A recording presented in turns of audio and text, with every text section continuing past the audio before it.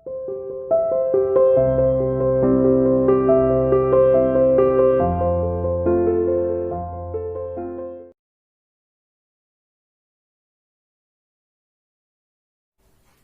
dear student, welcome to CA International School online classes.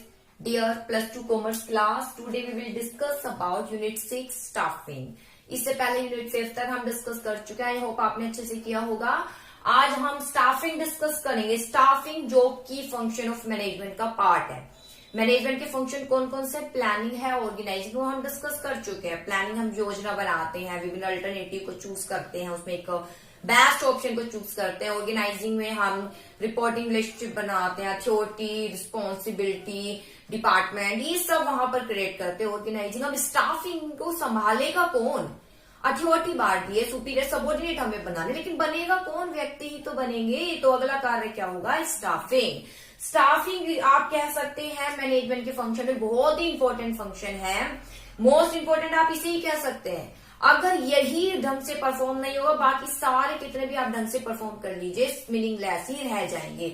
अच्छी आपने planning की, अच्छी आपने ऑर्गेनाइजिंग कर लिया, अच्छा स्ट्रक्चर बना लिया है, आप कंट्रोलिंग भी अच्छी करते हैं, डायरेक्टिंग के लिए भी आपने अच्छा प्रावधान कर दिया, लेकिन स्टाफिंग के दौरान आपने ध्यान नहीं दिया कि व्यक्ति को वही रखना चाहिए जो पोस्ट के एबल है, जिसका उसमें इंटरेस्ट है, ताकि हम उसको मोटिवेट भी कर सके, वो अच्छा कार्य करे, वो अपनी 60% कैपेसिटी नहीं, पूरे 100% कैपेसिटी का यूज करे। जनरली कंसिडर किया जाता है व्यक्ति अपनी 60% कैपेसिटी का उपयोग करता है, 40% कैपेसिटी हम उसको मोटिवेट करके ही इंक्रीज कर सकते हैं। लेकिन मोटिवेट कब होगा? जब व्यक्ति की नीड का पता होगा। नीड कब होगी? जब रियल में ही उसको कार्य दिया जाएगा, फिर हम उस कार्य को देखकर उसको मोटिवेट करेंगे उसको अच्छे से कार्य करने के लिए, तभी तो वो अच्छे से कार्य करेगा और हमारे ऑर्गेनाइजेशन ऑब्जेक्टिव प्राप्त होंगे। तो स्टाफिंग मोस्ट इंपॉर्टेंट फंक्शन माना जाता है।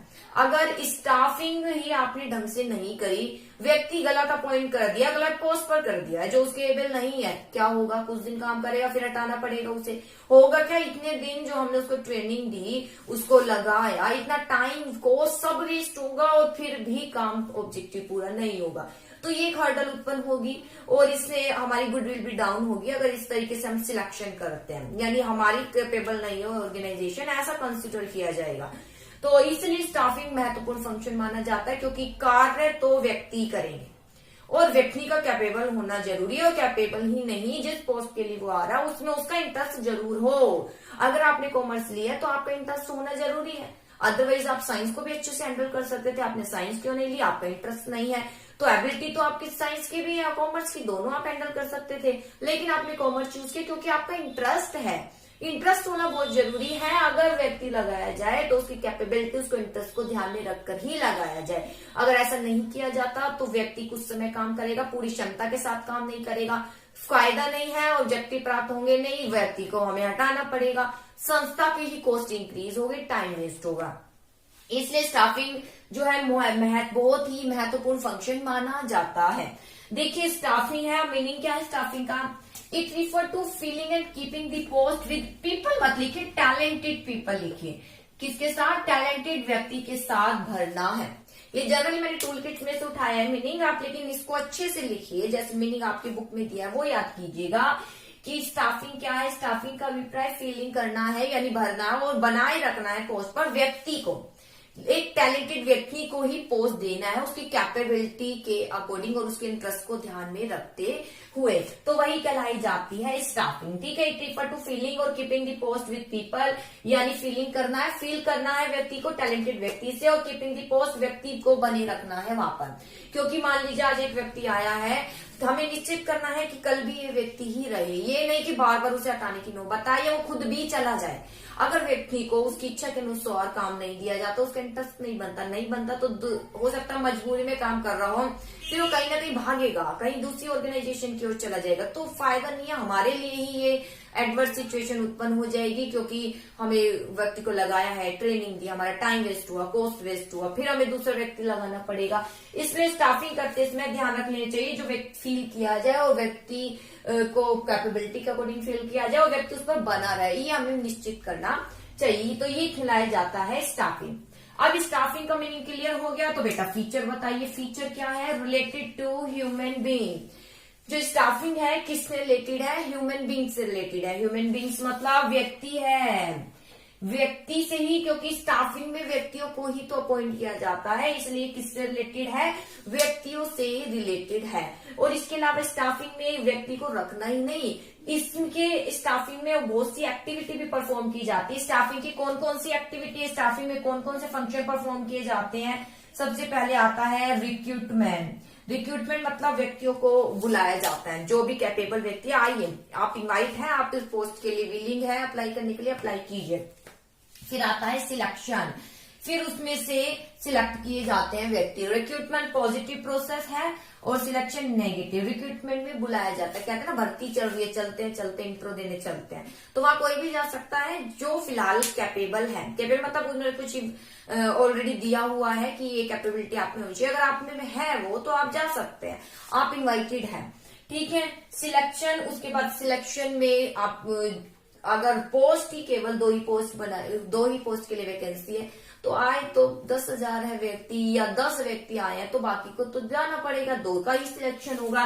तो ये नेगेटिव प्रोसेस है, इसमें बेस्ट को सिलेक्ट किया जाता है, बाकियों को घर भेज दिया जाता है, ठीक है। सिलेक्शन के बाद जैसे ही सिलेक्शन हो जाता है तो व्यक्ति को क्या दी जाती है, ट्रेनिंग।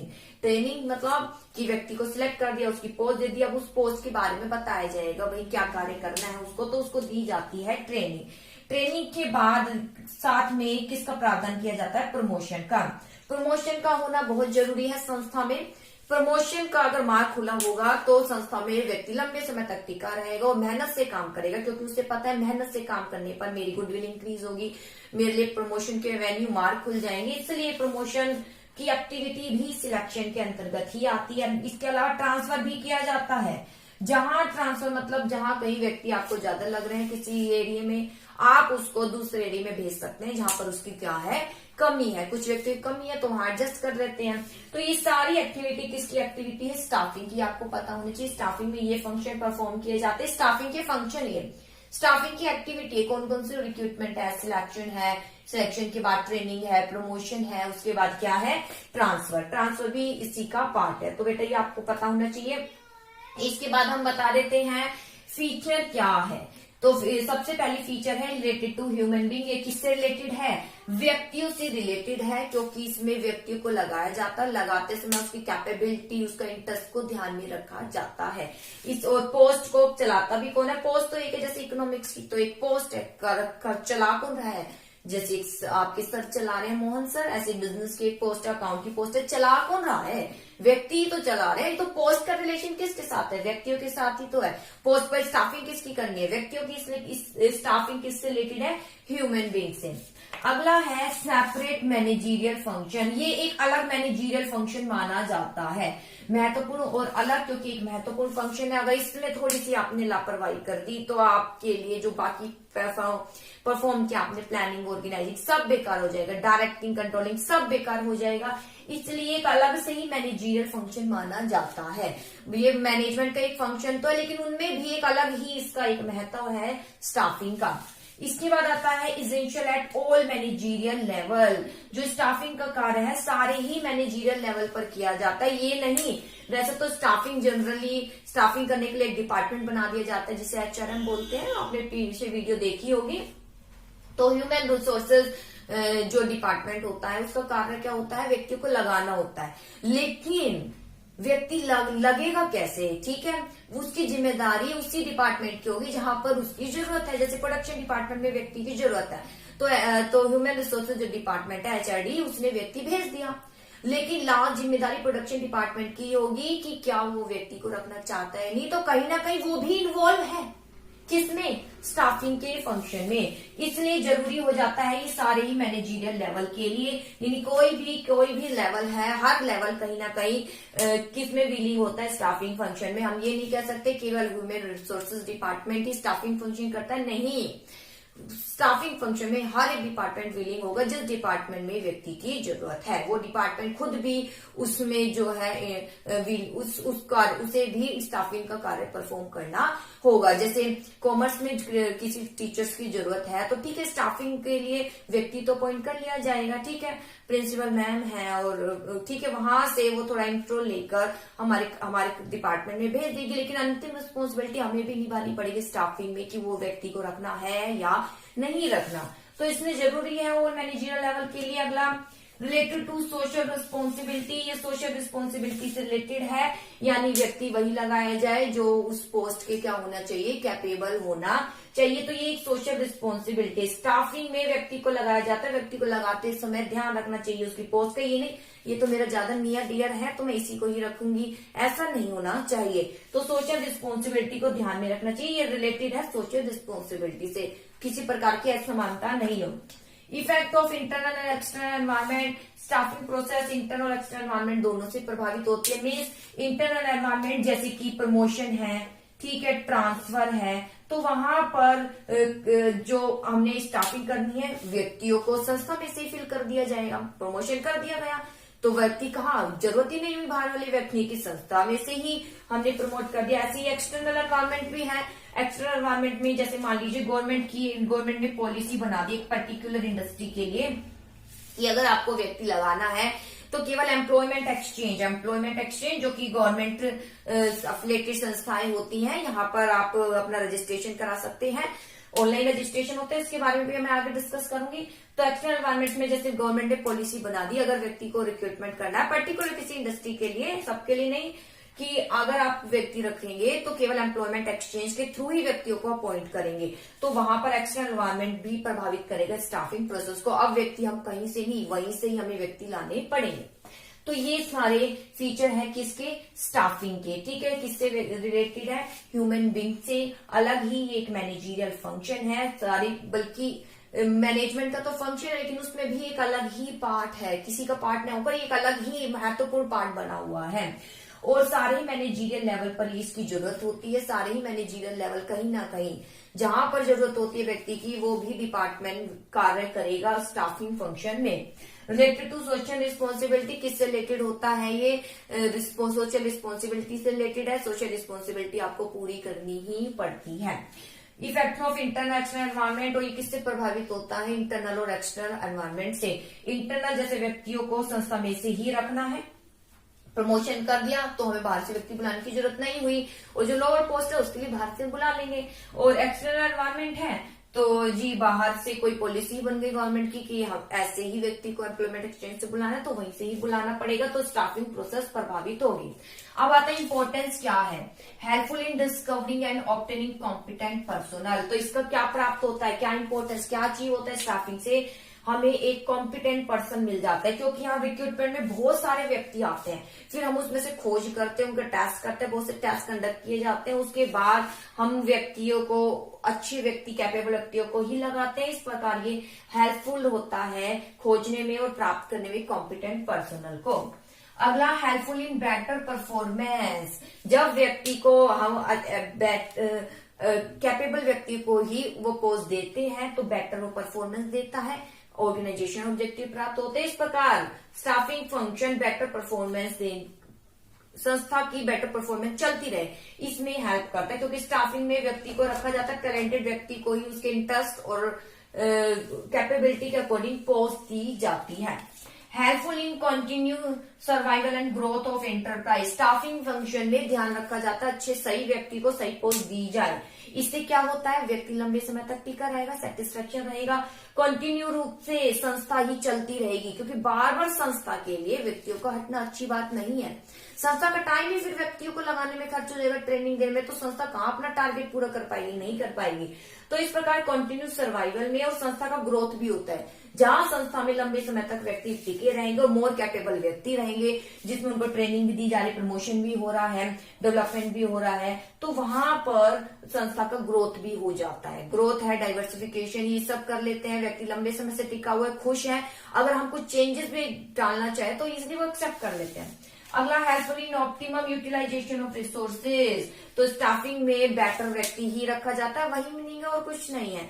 एक व्यक्ति ही को दी जाती है पोस्ट, तो इससे जब सही व्यक्ति को सही पोस्ट दी जाएगी तो वो रिसोर्सेज, फिजिकल और जो ह्यूमन रिसोर्सेज है, दोनों का ही अच्छा प्रयोग हो पाएगा।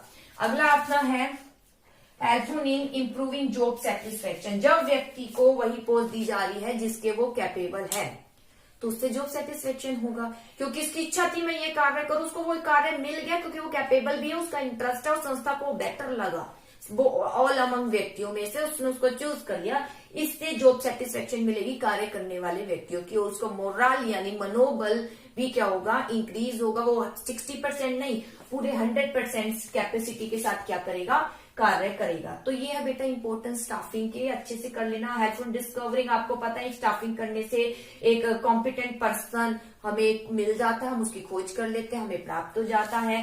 बेटर परफॉर्मेंस बनी रहती है क्योंकि व्यक्ति सही कैपेबल व्यक्ति ही अपॉइंट किया गया है, और इससे परफॉर्मेंस संस्था की अच्छी चलती रहती है, व्यक्ति की भी यानी रिसोर्सेज का अच्छा प्रयोग होता है। और जब बेटर परफॉर्मेंस है, रिसोर्सेज का अच्छा प्रयोग हो रहा है, तो कॉन्टिन्यूस संस्था सर्वाइवल भी करती रहेगी, लंबे समय तक टिकी रहेगी। लंबे समय तक टिकी रहेगी तो प्रॉफिट भी होगी, प्रॉफिट होगा तो ग्रोथ भी होगा। और ऑप्टिमम, सीधी सी बात है, प्रॉफिट है, ग्रोथ है, तो यानी रिसोर्सेज का कैसा प्रयोग हो पाता है, ऑप्टिमम, क्योंकि स्टाफिंग में सही व्यक्ति को सही पोस्ट दी जाती है। और इस प्रकार ये हेल्प करता है क्या, इंप्रूव करने में जॉब सेटिस्फेक्शन को। कैसे, क्योंकि सही व्यक्ति को सही पोस्ट दी जाती है, जिसके कारण इंप्रूव होता है उसका जॉब सेटिस्फेक्शन, वो खुश रहता है अपनी पोस्ट पर, उसका मोरल इंक्रीज होता है, वो अच्छे से काम करता है, टारगेट प्राप्त करने में हेल्प करता है, और उसे पता है कि प्रमोशन भी होगा तो और पूरी एफिशिएंसी के साथ कार्य करता है। तो ये था बेटा स्टाफिंग। इसके कुछ एक्टिविटी जरूरी आप पढ़ लेना, क्या है, सिलेक्शन और रिक्रूटमेंट, ट्रेनिंग है, प्रमोशन है, ट्रांसफर है, ये सब इसकी एक्टिविटी जो सिलेक्शन के अंतर्गत की जाती है। आई होप टॉपिक क्लियर हुआ होगा बेटा, अच्छे से पॉइंट पढ़ लेना। एक्सप्लेनेशन तो जैसे अगर आपको मीनिंग पता है तो इजिली आप लिख सकते हैं। ओके बेटा, थैंक यू।